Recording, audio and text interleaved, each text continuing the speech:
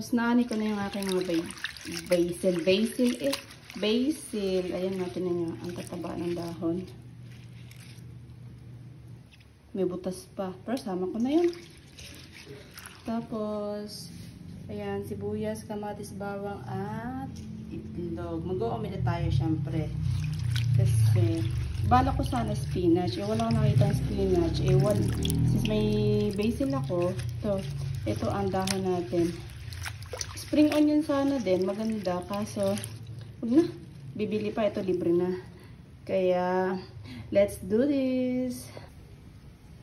Mantika muna tayo para pandisa nung ano. Ayan. Huwag kayo mag-alala pagka medyo madami yan tingnan sa camera. Pero, konti lang talaga yan. Ayan. Bawang.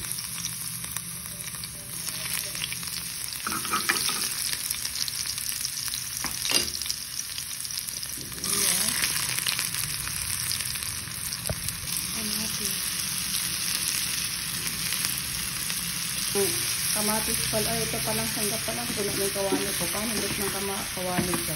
Tapos may cosmetics na natin. Yung itlog.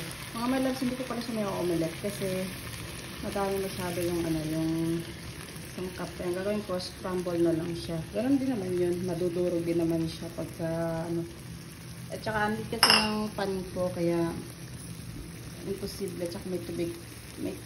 Nagtubig yung kamatis. Kaya ganyan na lang talaga siya. Magiging scramble ng kalalabasan.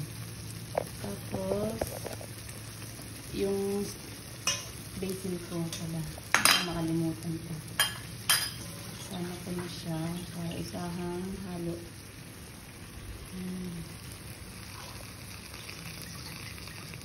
Halo, syempre. Haluin na natin para mag-incorporate yung lasa ng lahat. From ingredients to basta lahat. At saka yung na-distribute din yung aroma ng basil sa lahat ng egg. Pero malay natin, mag-o-omelette pa siya. Let's see.